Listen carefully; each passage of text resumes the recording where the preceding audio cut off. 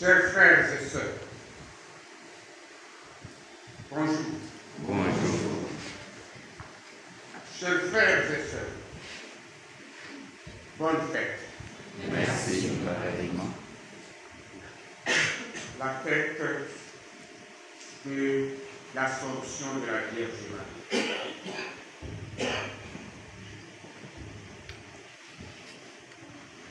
C'est le jour de cette fête que nos frères Crispin Ilunga Kalume, Michael Moussé Kambay et Modeste Kisala Chabala vont émettre leur vœu, leur premier vœu. Un premier pas que je souhaite non seulement éphémère, mais solide, qui pourra arriver à la décision définitive. L'Assomption de la Vierge Marie, comme je l'ai dit au début de l'Eucharistie, c'est la célébration des merveilles de Dieu dans l'Église. La célébration des merveilles de Dieu en Marie. La célébration des merveilles de Dieu dans la vie des croyants. Et j'ajouterai la célébration des merveilles de Dieu dans la vie des consacrés. D'abord l'Église. Dans la première lecture de l'Apocalypse, nous avons entendu le récit d'une femme. La femme qui attendait famille.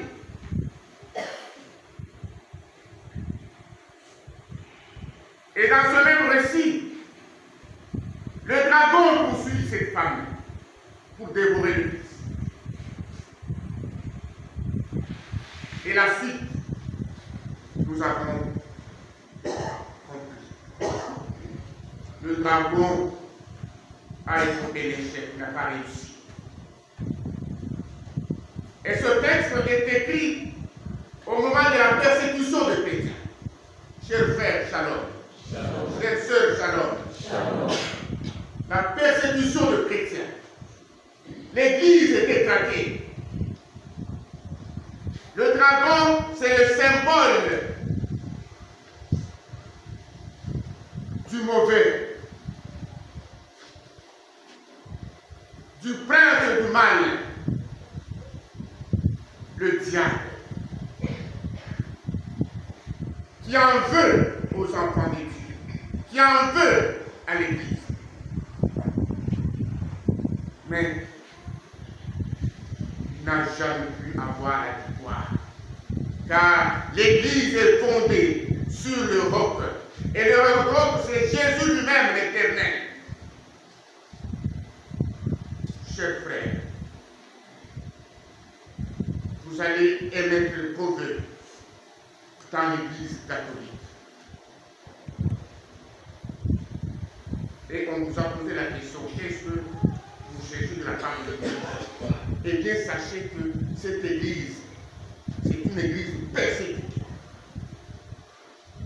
Même aujourd'hui, elle est persécutée par les forces du mal, qui parfois se déguisent en croyants chrétiens, mais au fait, ils ont dans leur cœur la force et l'odeur du dragon, le diable. Mais l'Église ne pourra jamais capituler. L'Église poursuit sa mission jusqu'à son achèvement. Les petites institutions ici vont passer. Vos histoires pour lesquelles vous dansez et chantez vont passer. Ces histoires qui s'apprennent même à l'Église vont passer. Mais l'Église demeure. N'en déplaise à ses ennemis. Soyez donc contents, chers frères. Malgré les difficultés que vous aurez, l'Église est championne. L'Église est éternelle. L'œuvre humaine passe. Mais l'Église reste parce que c'est l'œuvre de Dieu, l'œuvre du Christ lui-même, qui a dit qu'aucune force ne pourra prévaloir sur elle. Shalom. Shalom. Vous m'avez compris. Je le répète encore. Vous faites des vœux dans une église de Dieu, pas une institution humaine. Ces petits trucs-là qui passent, ça fait de bruit, un peu de fumée. Et après, il n'y a rien. Ça passe. Ça ne vient plus. Mais l'église, le dragon échouera toujours. Même ses disciples, s'ils sont ici, je leur dis que vous échouerez toujours. Les merveilles de Dieu dans l'Église. Merveille de Dieu à Marie. Nous fêtons l'Assomption de la Vierge Marie. Assomption, en fait, c'est quoi? À ne pas confondre avec l'Ascension. Ascension vient du terme latin ascendere. Et Assomption dérive d'un autre terme latin, assumere. Ascendere, c'est monter. Le Christ, Fils de Dieu, il est monté au ciel. Il est rentré où il était, dans sa gloire. Mais Marie n'est pas montée. Elle a été prise pour vivre l'éternité en son corps et en son âme. Pourquoi? La raison est claire. C'est la mère du Seigneur. C'est elle qui a donné au monde le Sauveur, celui, le premier qui est ressuscité et qui nous promet la résurrection. Tel que nous l'avons entendu dans la deuxième lecture. Et Dieu l'a voulu. On ne peut jamais être ingrat. Nous-mêmes ici, dès que tu deviens quelque part président ou responsable ou je ne sais pas quoi, hein, vous associez vos mamans dans vos histoires là-bas. Oui, on dit. Pourquoi est-ce que Jésus ne peut pas associer sa mère dans le pouvoir céleste? Elle est là, n'en déplaise à ceux qui ne voient pas. Et ce que nous lisons dans Marie, la force de Marie, c'est d'abord la force de la foi. Elle a cru. Elle n'a pas reçu. Quand l'ange Gabriel est venu, elle a dit, je suis la servante du Seigneur. Et Marie, elle est restée servante du Seigneur, malgré les difficultés. Elle a enfanté dans des conditions que vous connaissez bien. Mais entre-temps, elle se disait, mais on m'a dit que celui qui naîtra, il va régner sur... Mais c'est dans ce sens qu'il doit l'être. Bon, je suis la servante. Pendant que le pouvoir politique, comme toujours, traque l'enfant, il faut le tuer. Ils doivent aller en Égypte. Marie se dit, mais on m'avait dit que ça sera vraiment le signe. Et c'est comme ça. Elle est rentrée, elle a partagé la vie de son fils jusqu'au pied de la croix. Et quand l'humiliation a été au comble, elle a regardé, elle a dit, c'est ça, le fils du Très-Haut. Elle a dit toujours, elle n'a pas reculé. Marie est armée aussi de l'amour. Nous avons entendu dans un certain sens dans l'évangile, lorsque Marie va voir Élisabeth, c'est dans un élan de service. Pour rendre service, il montre son amour, la préoccupation pour les autres. Et Marie, elle est championne en humilité. Elle est championne en humilité. Nous l'avons entendu dans l'Évangile. Élisabeth, remplie de l'Esprit Saint, découvre en Marie la mère de son Seigneur. Quel bonheur ai-je pour que la mère de mon Sauveur vienne jusqu'à moi. Et la réponse de Marie, vous l'avez entendu. Chers frères et sœurs, shalom. Vous avez entendu la réponse de Marie. Quand Élisabeth commençait à l'inventer, voilà, bénie entre toutes les femmes. Elle ne s'est pas vantée, comme le feraient certains. Elle a dit tout simplement, ce que je suis, c'est le Seigneur. Mon âme exalte le Seigneur, exulte mon esprit en Dieu mon Sauveur. Il s'est penché sur son noble servant. Nous connaissons le Magnificat, l'hymne à l'humilité, où on glorifie le Seigneur. On ne se glorifie pas soi-même, comme nous en avons l'habitude. Lorsqu'on te vante, on te félicite. Mademoiselle, en tout cas, oui, d'ailleurs, tout le monde a qui tu sais que c'est moi qui fais ceci. C'est moi. Toujours le moi. Et le monde est devenu malade en cherchant à s'élever alors qu'on n'est rien et on n'a rien. Qui que l'on soit, ce que l'on est, c'est par le Seigneur. Et c'est dans ce sens-là que même notre consécration doit aller. Mon âme exalte. Vous avez parlé, j'ai 32 sacerdotat, c'est ça? Les gens m'ont beaucoup félicité que moi j'ai dit, non. Moi aussi j'ai dit, mon âme exalte le Seigneur. Je n'ai même pas payé, je n'ai rien. C'est le secret du Seigneur même. Voilà Marie. Les merveilles dans le croyant. Troisième merveille. Le croyant, comme le consacré, nous sommes appelés à avoir un regard sur Marie. Grâce à sa foi, son amour, son humilité, il a été élevé. Nous sommes appelés à être des hommes et des femmes de foi.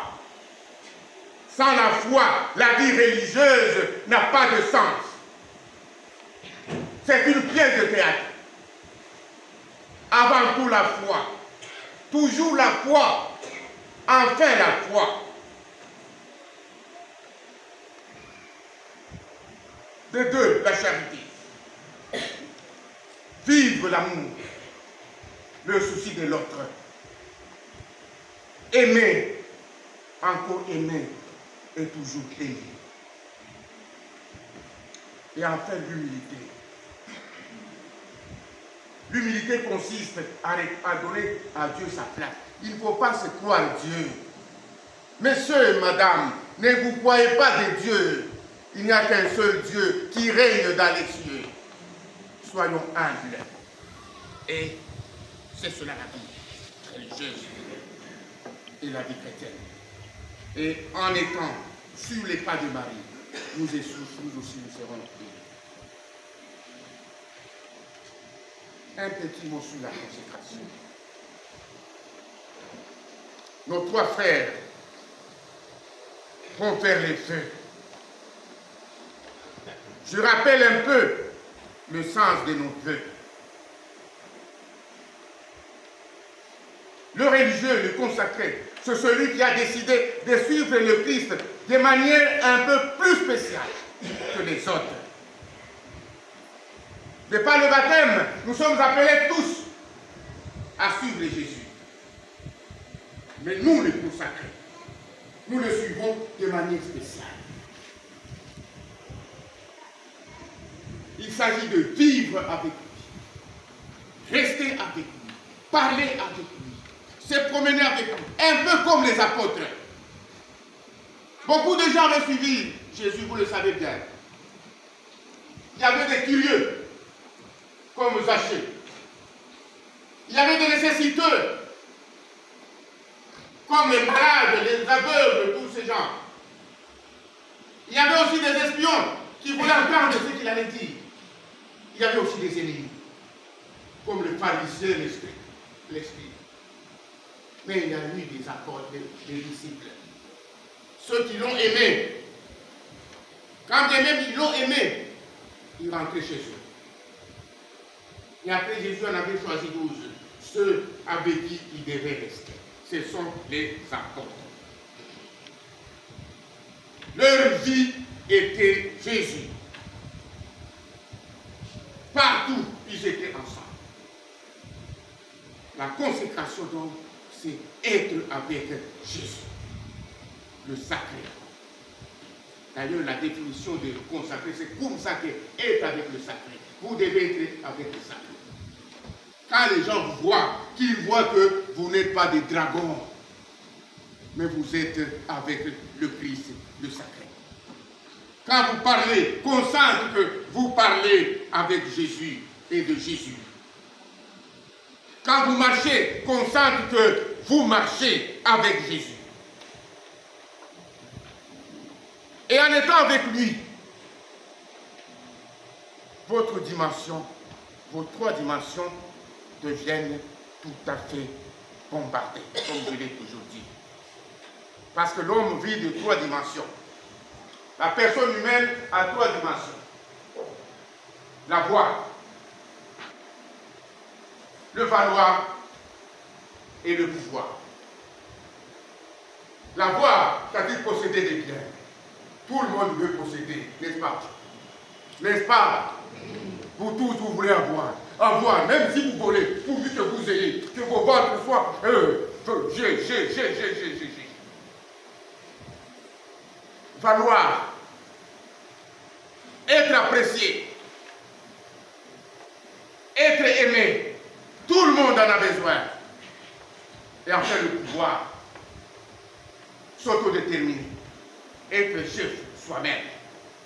Même si je ne suis pas président de la République, mais je suis président de moi-même. Je peux décider ce que je veux, à moi et chez moi.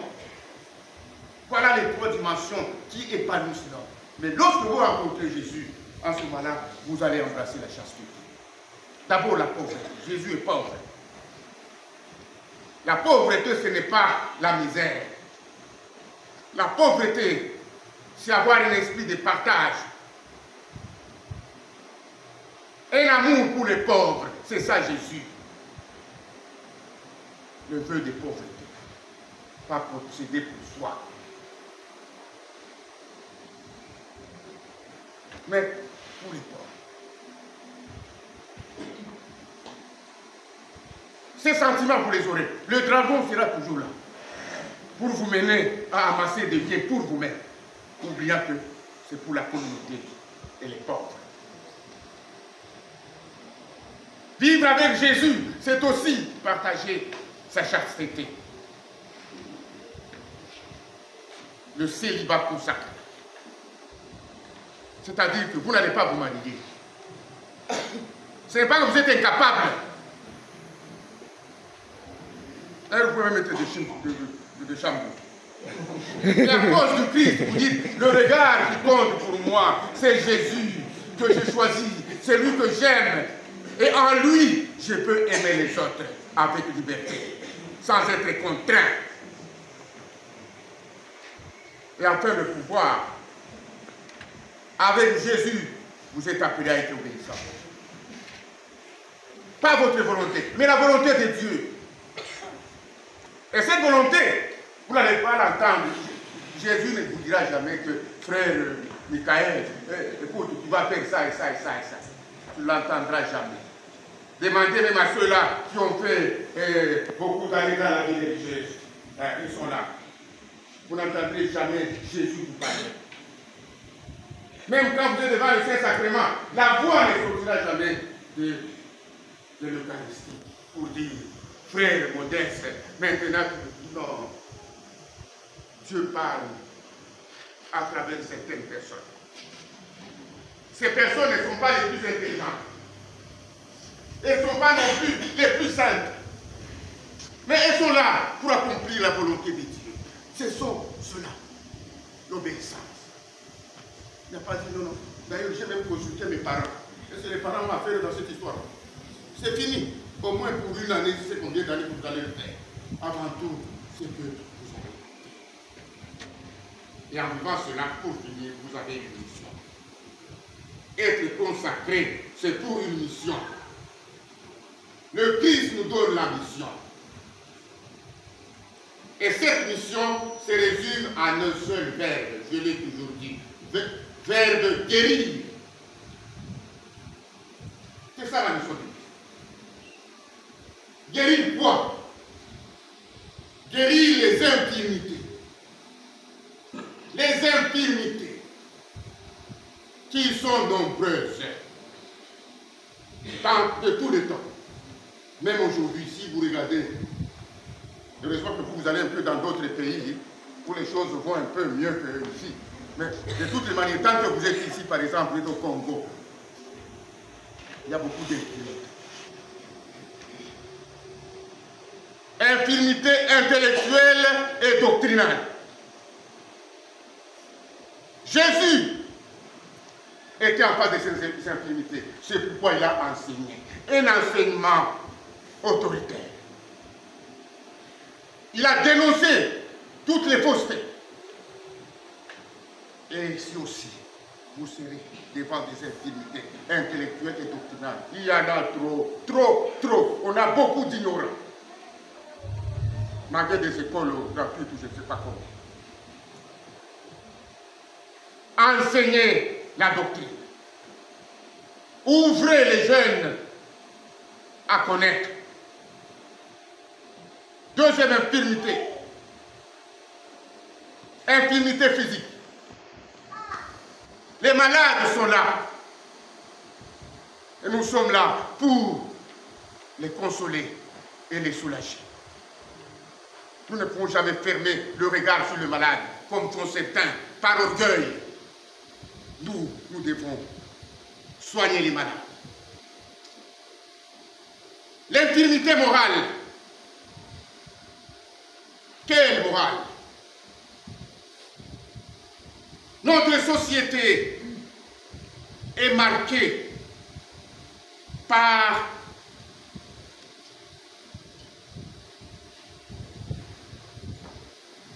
une morale à décrépitude. Le vol n'est plus vol. Et si tu ne voles pas, tu n'es pas intelligent. C'est comme ça dans tous les domaines ici chez nous. La malhonnêteté, la tricherie, n'en parlons pas. Et c'est là. Voilà l'intimité que nous devons. Le Seigneur nous appelle à ne pas entrer dans ce piège, mais à sortir de là pour rayonner et faire rayonner le monde. Le salut, c'est l'Église. Voilà pourquoi je vous encourage. Et la récompense, c'est sur terre, oui, parce que le Seigneur, si nous le servons convenablement, nous n'allons pas souffrir. Même si on nous fait souffrir, nous serons toujours dans la joie. Parce que notre Maître est éternel. Il est là. Le Christ est là. J'ai vaincu le monde. Mais à la fin, nous aurons la récompense. Un peu comme Marie, nous irons sourire en regardant les yeux de Dieu. Et nous dirons, Seigneur, je t'ai donné ma vie. J'attends la récompense un peu comme ça. Nous allons prier au cours de cette Eucharistie. Que nos jeunes qui vont faire leur œuvre, d'abord qu'ils puissent être contents et fiers de le faire dans l'Église catholique qui est éternelle. Et que le Seigneur leur donne la force pour pouvoir assumer ce qu'ils vont promettre dans cette profession. Et que la Vierge Marie, la Reine de la paix, la Vierge Marie, de par sa foi, son amour, son humilité, puisse vous aider à accomplir votre consécration. Amen.